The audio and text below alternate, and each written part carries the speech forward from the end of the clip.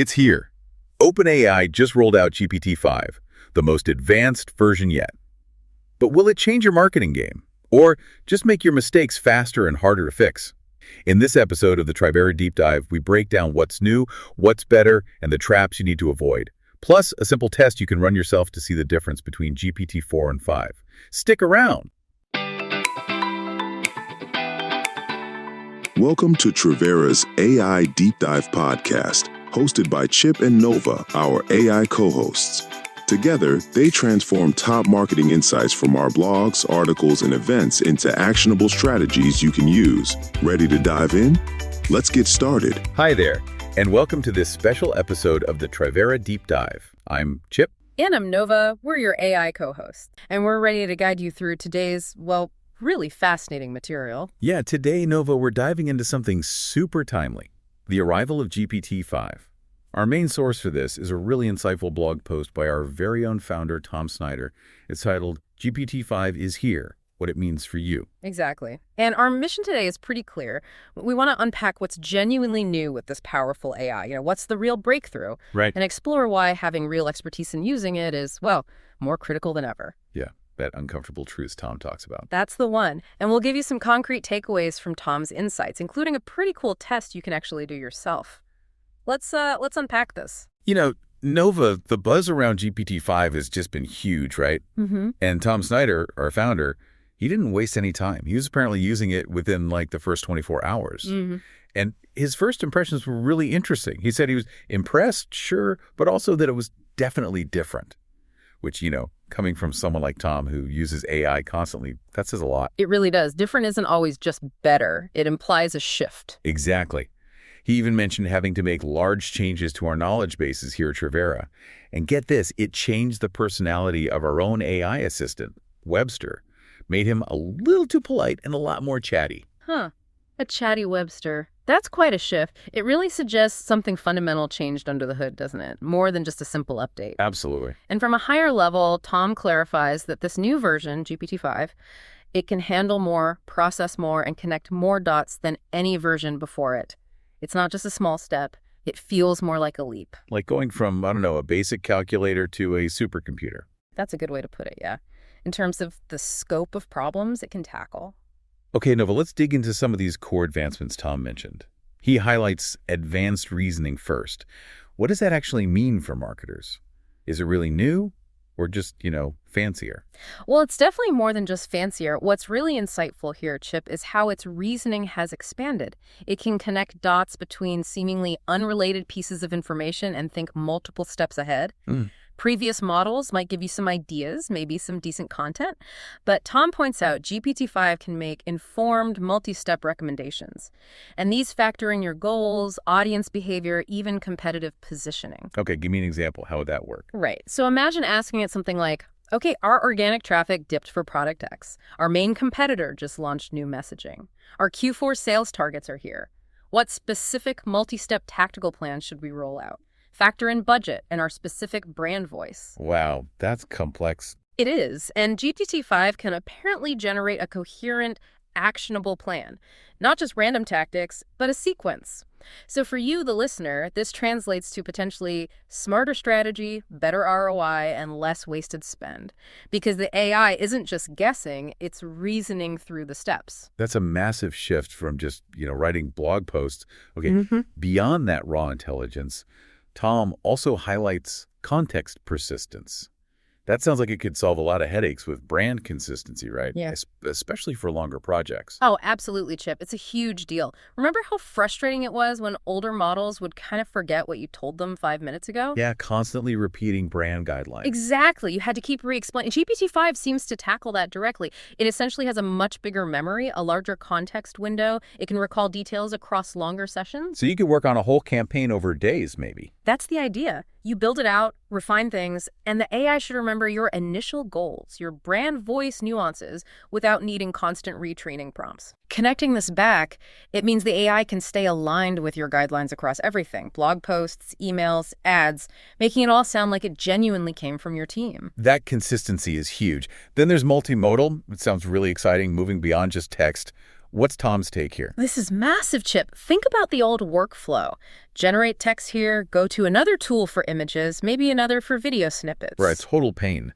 Tom emphasizes that GPT-5 works with images, audio, and even video in a single conversation. It's not just processing different file types. It seems to have a more unified understanding. So like instant ad concepts, describe the visual, get the image and the copy. Exactly. Or brainstorming out loud, you talk, it turns it into a blog post, maybe some social media carousels, even short video scripts, all without hopping between tools. Wow. The promise is a complete set of campaign assets faster with perfectly aligned messaging and visuals. That sounds incredibly efficient. But Nova, I have to ask, with all that integration, is there a risk of losing some creativity? You know, the kind that comes from using specialized tools or just switching gears mentally? That's a really fair point, Chip. Yeah. And it brings us back to that uncomfortable truth we need to get into. The risk isn't inherent in the tool's power, it's about how you use it. Okay. A skilled person can use this unification to be more creative, iterating faster, but someone less experienced, they might just churn out generic stuff that looks unified but lacks any real spark. It's amplification, not replacement. Got it. Amplification. And on the tech side, Tom mentions improved coding.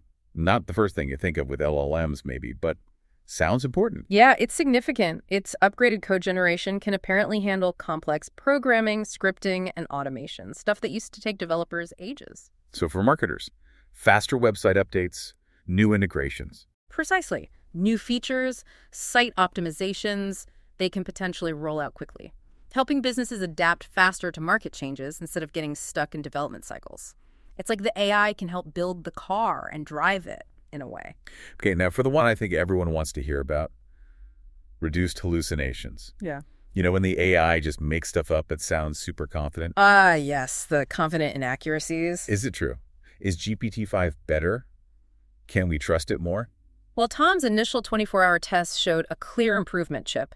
He noted a noticeable drop in those confidently wrong answers. Okay, that's good news. Remember asking an older AI for, I don't know, historical facts and getting something bizarrely wrong? Oh yeah, completely fabricated events sometimes. Right. So less of that is a serious time saver because, frankly, less bad information coming out means more time for actual marketing strategy and execution. Less time fact-checking, more time thinking. Definitely frees up resources. So Nova, listening to all this, GPT-5 sounds incredible, like a superpower for marketers. It has huge potential, definitely. But, and there's always a but, isn't there? Tom brings up this uncomfortable truth, a reality check. He uses that great analogy. Having access to GPT-5 doesn't make you an AI pro, any more than buying a grand piano makes you a concert pianist. That analogy really nails it, Chip. So what's the core of this uncomfortable truth? Why is he warning us? The core message is pretty blunt. If you weren't using GPT-4 or earlier versions effectively, GPT-5 will likely only make it worse. Worse, how? Well, think about it. A more powerful tool in untrained hands doesn't lead to better results. It often leads to bigger mistakes, faster. Right, like giving a faster car to someone who can't drive well. Exactly. You just crash faster. Tom's point is, without the right skills, you'll just get the same generic AI output everyone else is producing. Maybe you'll get it quicker with GPT-5, but it won't be smarter or more effective. So it's not about having the tool, it's about knowing how to use it. Precisely. It comes down to three things Tom emphasizes. Really understanding the tech, knowing how to apply it to real-world marketing challenges, and crucially, integrating it into a broader strategy. If you miss any of those, the power of GPT-5 could actually work against you. Okay, let's break that down. Where can things really go wrong if you lack that expertise, even with GPT-5? Let's start with creative development. It sounds like it could whip up amazing concepts, but what's the danger? The danger, according to Tom, is churning out slick-looking work that completely misses your brand voice or audience and gets forgotten fast. So fast but forgettable. Yeah. Imagine generating tons of ad variations. Without an expert guiding it, someone who deeply understands the brand, the audience psychology, what actually resonates, you might get stuff that's technically fine, but just soulless or generic. It lacks that crucial human strategic layer. Fast to create, but maybe fast to fail, too. Okay. And what about SEO and content strategy? This seems like a big area for potential misuse, just flooding the web with AI content. It's a huge risk.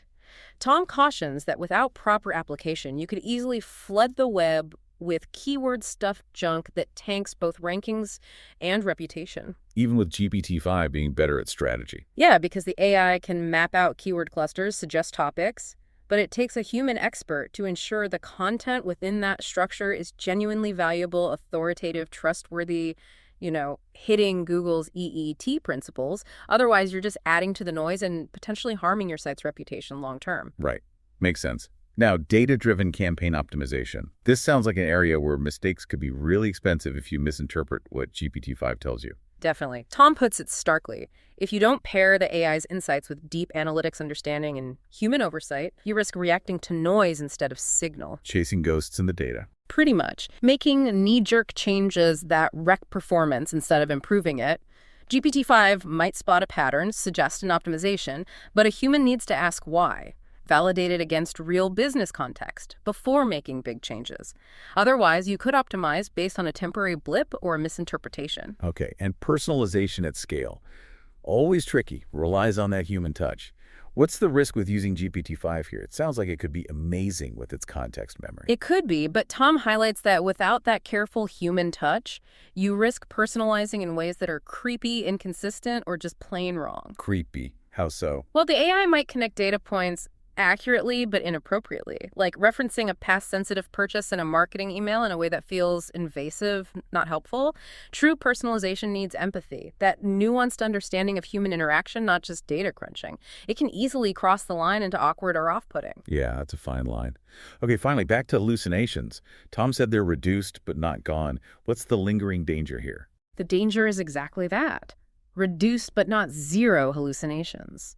Tom stresses it's not a free pass to stop reviewing what it produces. The biggest risk, a false sense of security. Thinking it's always right now. Exactly. And even if the errors are smaller or less frequent, Tom warns they could still do real damage to campaigns, reputations, and bottom lines if they slip through unchecked. You still need that human vigilance, that critical eye. It's like having better brakes doesn't mean you stop watching the road. That's a great point. Power without expertise is definitely a risky mix. So what stands out to you, our listener, about these warnings? Think about that. Stick around, because after a short break, Nova and I are going to walk you through a really neat side-by-side test you can do yourself to see the GPT-5 difference firsthand.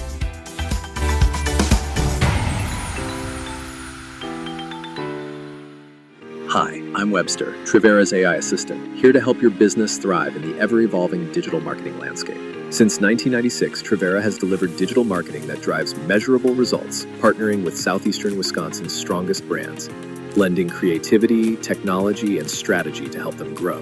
Now, we're leading the charge with powerful new AI solutions, branded podcast production, fully trained chatbots, predictive analytics, automated content generation, and optimization tools that become your digital dream team, engaging audiences, capturing leads, optimizing campaigns, and delivering 24/7 support. From SEO-optimized websites and ROI-focused campaigns to custom AI tools built for real business impact, Trivera is the partner you can trust to help you own what's next. Visit Trivera.com today to make the rest of 2025 your smartest, most successful yet. Trivera, where 3 decades of expertise meet AI innovation to deliver digital marketing that converts.